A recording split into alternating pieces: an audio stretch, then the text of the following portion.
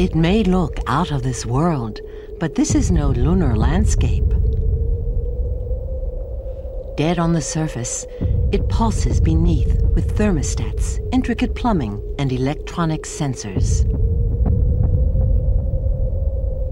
Explore the depths of the human skin, next on Body Atlas.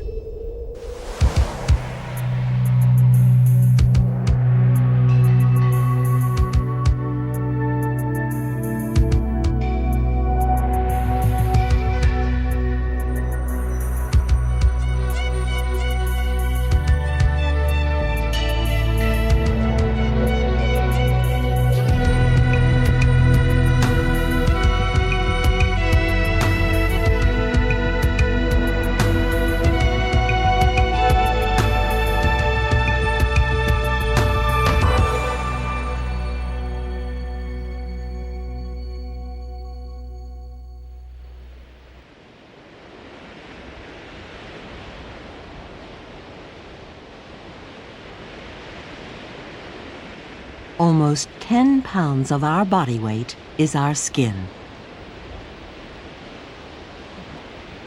This heavy mantle has a total area of more than 20 square feet. It's only paper thin, yet our skin forms a surprisingly tough suit of armor. Skin encloses our body, protecting the vital organs within.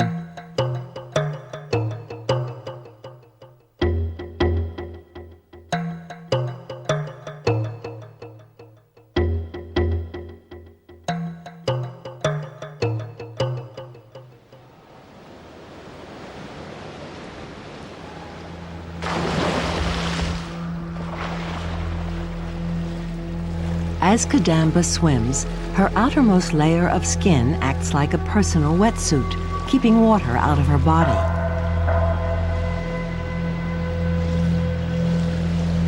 But skin is more than a protective barrier.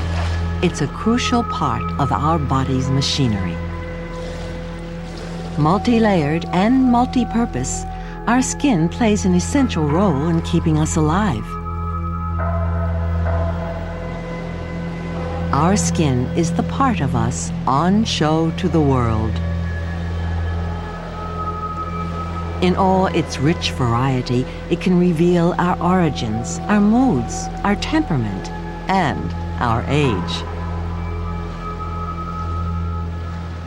But just skin deep, there's an amazing underworld, an exquisitely intricate network of systems to keep us ticking. Through the microscope, we descend into a complex jungle of plumbing and electronics. In 1 square inch of your hand, you have 9 feet of blood vessels, 600 pain sensors, 30 hairs, 134 yards of nerves, 36 heat sensors, 75 pressure sensors, and 9,000 nerve endings.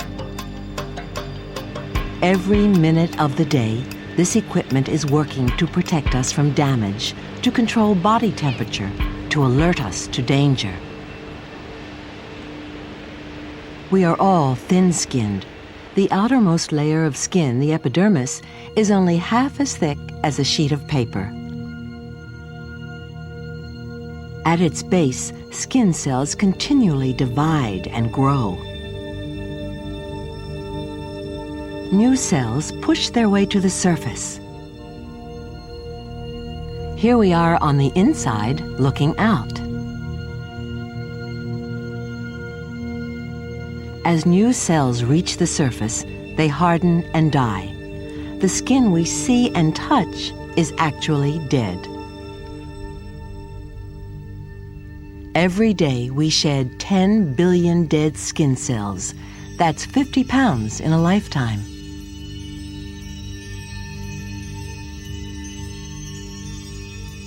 As a result, the epidermis is constantly replaced.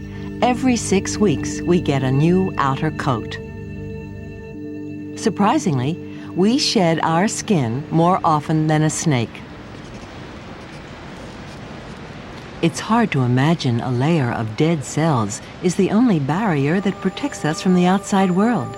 Without it, we could drown in the rain.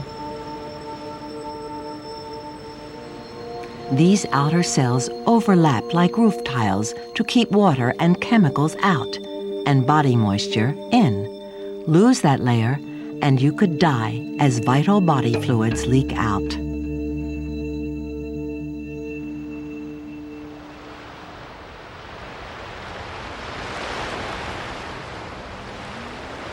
Our outer coat has evolved to protect us from a hostile environment. Even on a perfect summer's day, our bodies are at risk. Sunscreen blocks the sun's harmful ultraviolet rays. In harsh sunlight, sunscreen is essential to reinforce the skin's built-in protection. As Kadamba lies in the sun, special cells react to sunlight by producing a brown pigment known as melanin. With a carefully controlled exposure, melanin gives her a golden tan. These are the pigment cells, the dark patches in the bottom layer of the epidermis, packed with melanin.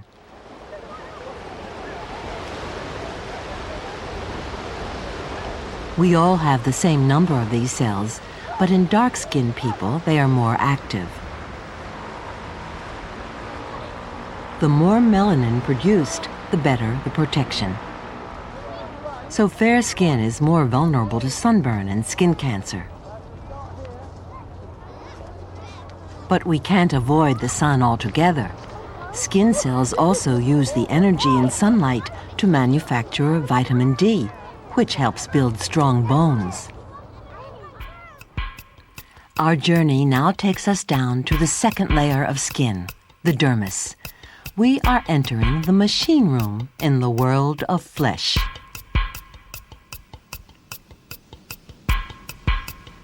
Our supple skin enables us to bend and stretch. It's built from layers of tough, flexible fibers, collagen and elastin. Soft and supple, these layers act as shock absorbers.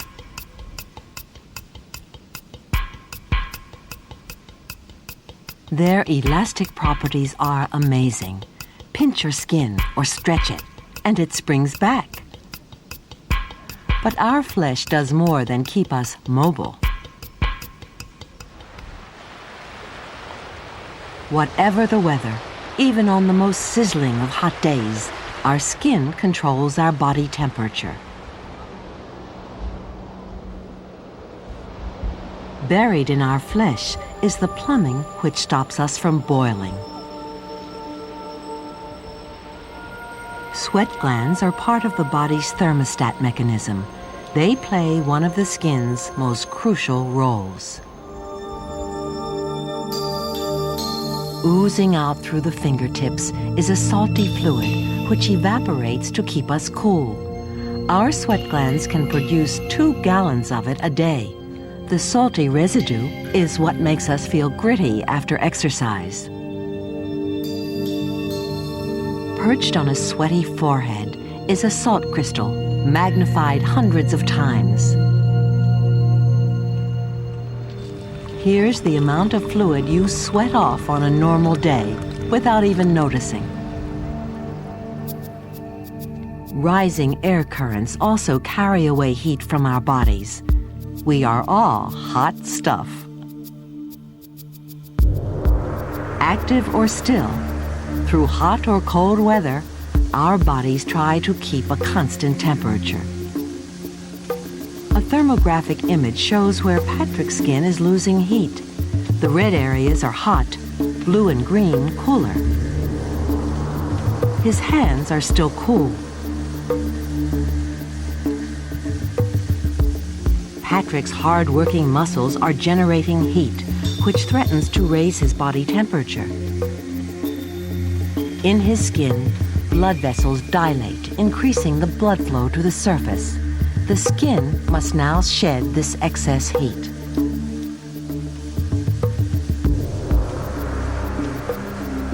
First to respond are his chest, shoulders, and head.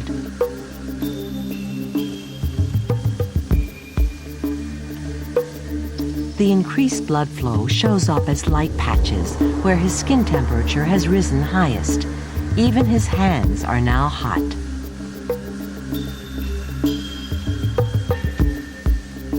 Sweat, air currents, and radiation all carry unwanted heat away from Patrick's skin. Patrick now bravely plunges into a wind tunnel where the temperature is below freezing. The heat loss mechanisms in his skin begin to shut down.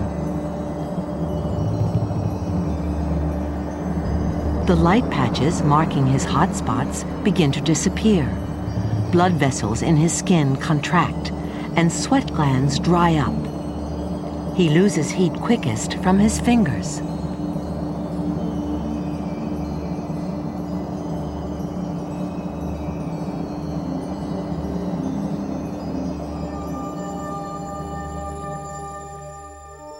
Heat sensors in the skin are the key to temperature control, switching the whole complex mechanism on and off like a thermostat.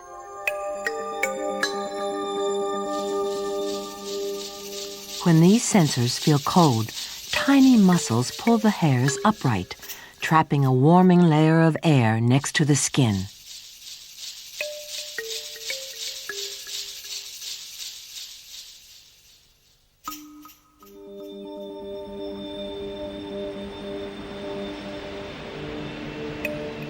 Skin sensors detect light touches as well. When a fly lands on Kadamba's face, the sensors alert her brain. She blinks, the fastest reflex. Touch, pain, heat, all these sensors work together in forming the brain. Feel something, and a message goes to the brain in less than 1/100th of a second.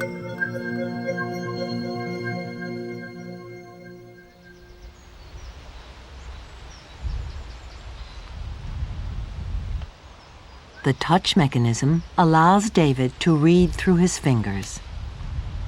Our touch sensors are closest together on the fingertips. They can distinguish stimuli only 1/10th of an inch apart. So David can feel the distinctive pattern of these raised dots, identifying each as a character in Braille.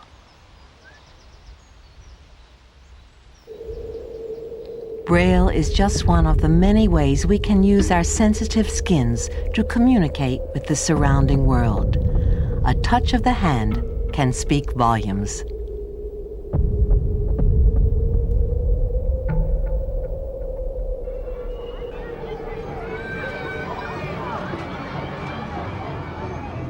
The elastic skin of the face can convey many more messages.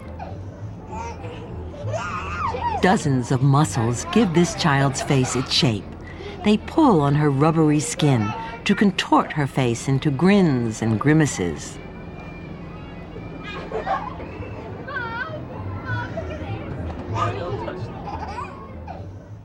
The language of faces is international.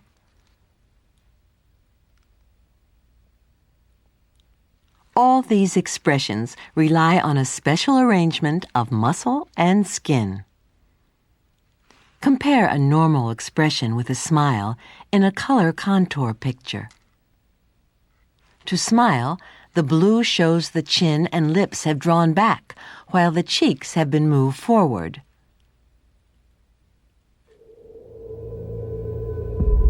Our face and skin are not alone in making statements to the world.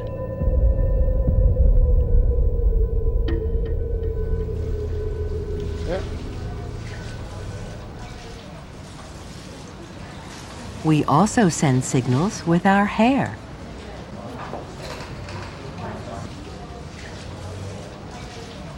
Hair is an outgrowth of skin, made from the same fibrous material as the dead outer layer of the epidermis.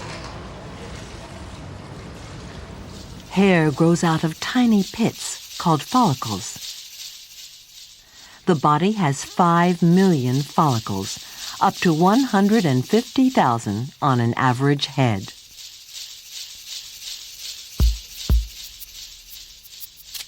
Viewed through a special lens, hairs form a dense forest with the occasional strand of gray and a hint of dandruff.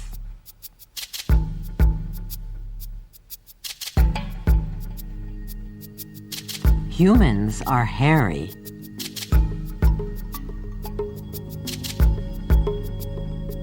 Look close, and you'll find we have more hairs on our bodies than a gorilla. It's just shorter and finer. Only our palms and the soles of our feet are hairless.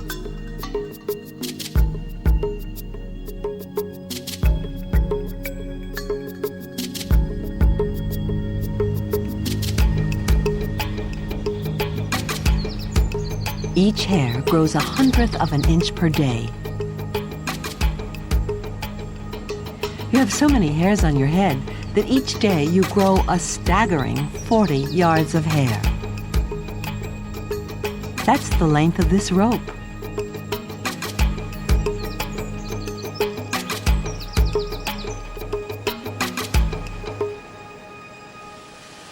Hair is built to withstand punishment.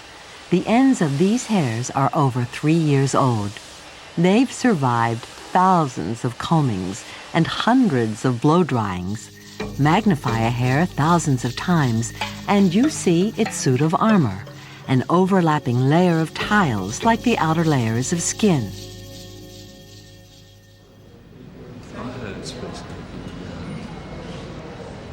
Our dead hair is our crowning glory. It makes statements about us and our personalities, and we put it through hell. A microscope reveals the damage to hair we've abused. Harsh treatment, since the hair on our heads protects our skulls from sunlight and cold. It can even help us attract a mate. The hair on our bodies, and especially our eyes, also acts as a security system. If a fly tries to crawl into the corner of your eye, it's confronted with a barricade of hairy lashes designed to keep out intruders.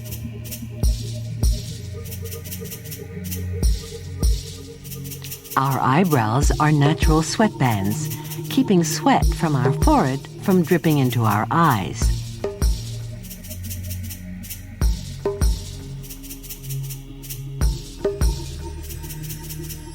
And in the ear, hairs glisten with tiny drops of wax to filter out dust and bugs.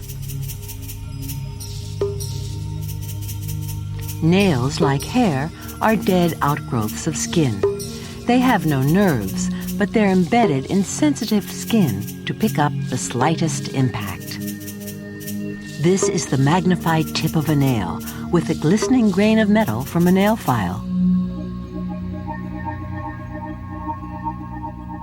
The complex world of skin and hair serves many purposes, but as we grow older, it shows signs of change.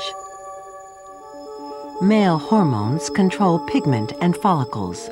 With age, these hormones cause some follicles to shrink, so they produce fine hair like a baby's. How much of your head is affected depends on your genes.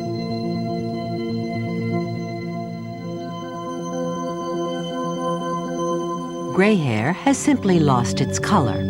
Production of pigment slows with age.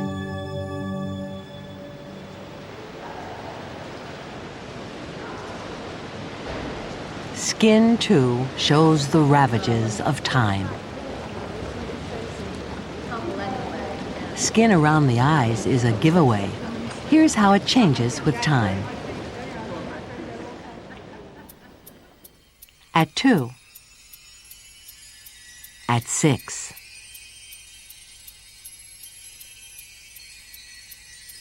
At 20. At 30. At 40. At 50.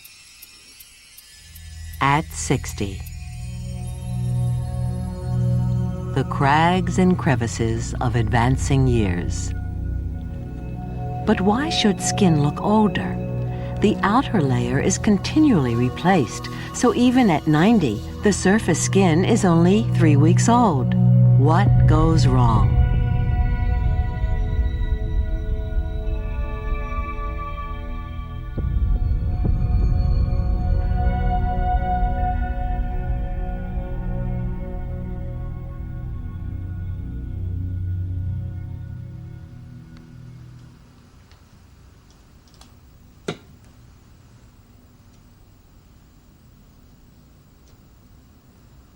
Kate is having her skin checked by a cosmetics expert.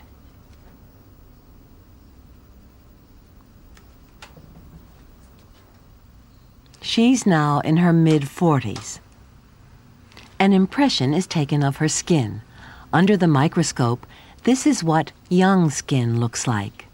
The typical quilted pattern of youth, dewy and puffy, lubricated by oil from the pores.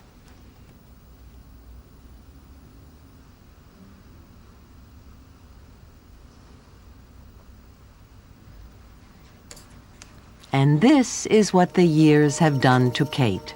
Her skin looks dry and stretched. As we get older, our skin gets thinner. But are all the symptoms due to age? Look closer. You see brown marks, blemishes, yellowing. The skin becomes wrinkled. It loses elasticity. We assume it's due to age. But the real culprit is the sun.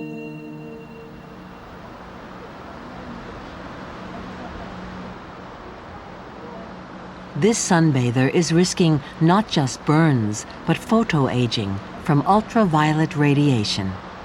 Her burns will heal, but deep inside the skin, there's more lasting damage. This is brown pigment from a UV overdose.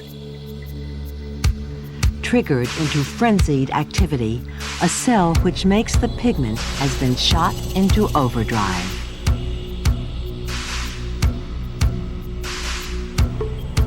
And the feathery black structures of elastin, which make skin supple, are destroyed by UV. Elastin hardens into solid lumps.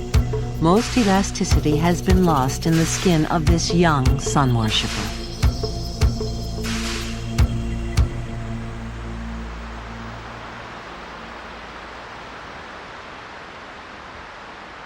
Feeling sun on our skin gives us a sense of well-being. Yet against UV radiation, our remarkable suit of armor lets us down. We have no sensors to detect it. We don't even know it's doing us harm until after the damage is done.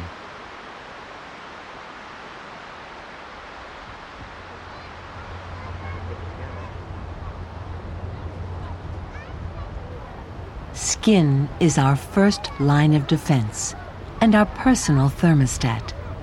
It keeps us in touch with our world and each other. It enables us to smile. It takes the strain of every motion. In pursuit of the body beautiful, we put one of our most precious and marvelous possessions at risk.